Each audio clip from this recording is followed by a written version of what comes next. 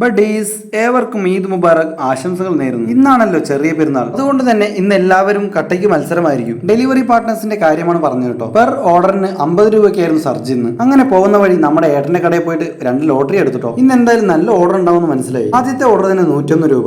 400 രൂപയ്ക്ക് full tank petrol നിറച്ചു. എന്നിട്ട് മരണ ഓട്ടം. ഇന്നൊരു 3000 രൂപ ഒത്തു കിട്ടുമെന്ന് ഉറപ്പുണ്ടായിരുന്നു. അങ്ങനെ ഇന്ന് പ്ലേലിസ്റ്റിൽ സ്വന്തം പാട്ടായിരുന്നു. ഞാൻ തന്നെ എഴുതിയതും ഞാൻ തന്നെ മ്യൂസിക് ചെയ്തതുമായ പാട്ട്. മലർക്കൊടിയ എൻ പൈങ്കിളിയ നീ സൊല്ല ഇതിൽ എനിക്ക് ഏറ്റവും ഇഷ്ടപ്പെട്ട വരിയാണ് കേട്ടോ ഇത്. അങ്ങനെ പാരഗണിൽ ഓർഡർ എടുക്കാൻ പോയപ്പോ വമ്പൻ തിരക്ക്. അവിടെ റൈഡേഴ്സിന്റെ തല്ലായിരുന്നു. പലരും അരമണിക്കൂർ 1 മണിക്കൂറൊക്കെ വെയിറ്റ്. ഞാനും ഒരു 45 മിനിറ്റ് അവിടെ ഇരുന്നു. ഇതിനിടയിലാണ് ഞാൻ മിനിഞ്ഞാന്നത്തെ വീഡിയോ പോസ്റ്റ് ചെയ്തത്. ചൂട് കാരണം ഒരു 7up ഒക്കെ വാങ്ങിച്ച് കുടിച്ച് ഉഷാറായി. ഇന്ന് ലോങ് ഓർഡറിന് യാതൊരു കുറവുമില്ല. ആ ലോങ് ഓർഡർ കൊടുത്തു വരുന്ന വഴി നല്ലൊരു ഊണും കഴിച്ചിട്ടോ. അങ്ങനെ കടയിൽ നിന്ന് നല്ലൊരു ഐസ് വാട്ടർ വാങ്ങിച്ച് ആസ്വദിച്ച് കുടിച്ചു. ചൂടത്ത് ഇങ്ങനെ ഐസ് വാട്ടർ ആസ്വദിച്ച് കുടിക്കുമ്പോൾ വേറെ ലെവൽ ടേസ്റ്റ് ആട്ടോ. അങ്ങനെ മൂസമ്പി കണ്ടപ്പോൾ മൂസമ്പി ജ്യൂസ് കുടിക്കണം എന്നായി. ചൂട് കാരണം എല്ലാം കുടിക്കും ബഡീസ്.